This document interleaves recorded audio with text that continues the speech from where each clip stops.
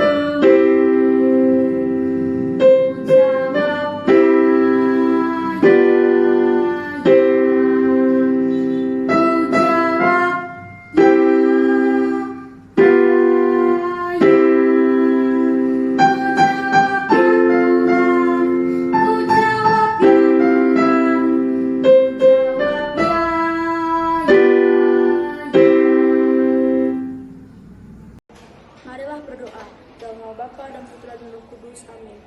Tuhan yang ada di surga, kami berterima kasih kepadamu atas pemeliharaan dan penyertaan-Mu sepanjang hari lalu dan malam tadi.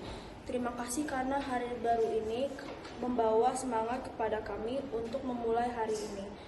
Kami mohon berkat-Mu agar sepanjang hari ini, pikiran, perkataan, dan perbuatan kami hanya terarah kepadamu, sehingga hanya nama-Mu yang dimuliakan. Kami ingin mendengar sabda-Mu untuk menjadi penerang dan langkah kami. Bersabdalah Tuhan, kami mendengarkan. Bacaan Injil diambil dari Lukas bab 2 ayat 22 sampai 40. Ketika genap waktu pentahiran, menurut hukum Taurat Musa, mereka membawa dia ke Yerusalem untuk menyerahkannya kepada Tuhan. Seperti ada tertulis dalam hukum Tuhan, semua anak laki-laki sulung harus dikuduskan bagi Allah.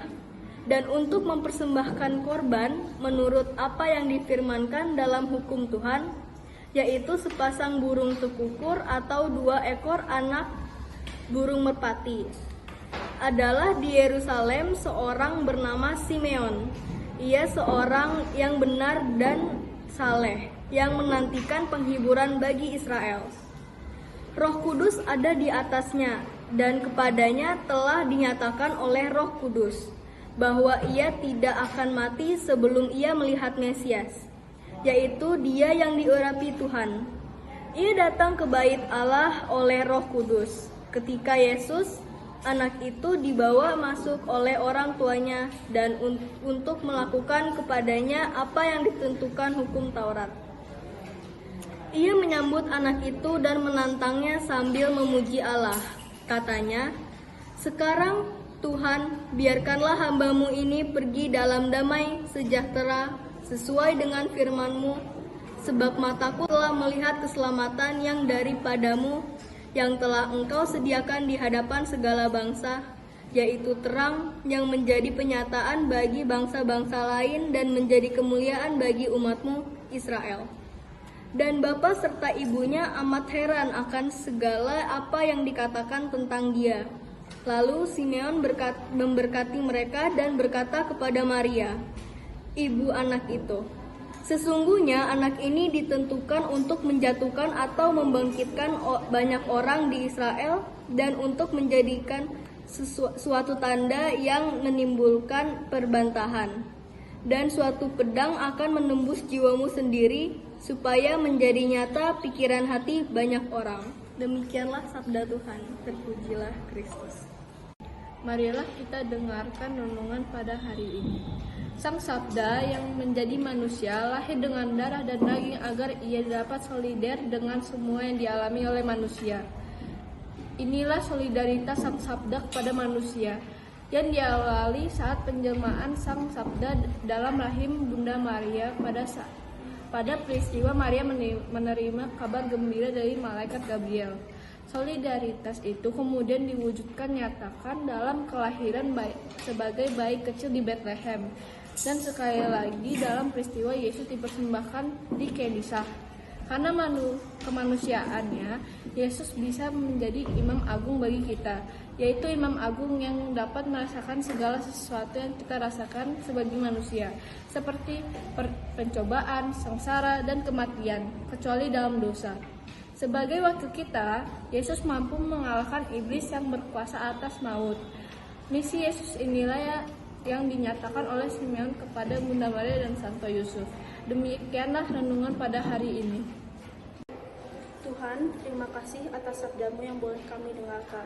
Tanamkanlah dengan kuat sabdamu dalam hati kami, agar dapat kami amalkan dalam hidup kami. Berkati kami sepanjang hari ini, agar kami taat dan setia kepadamu. Amin. Dalam nama Bapa dan Putra dan Roh Kudus. Amin.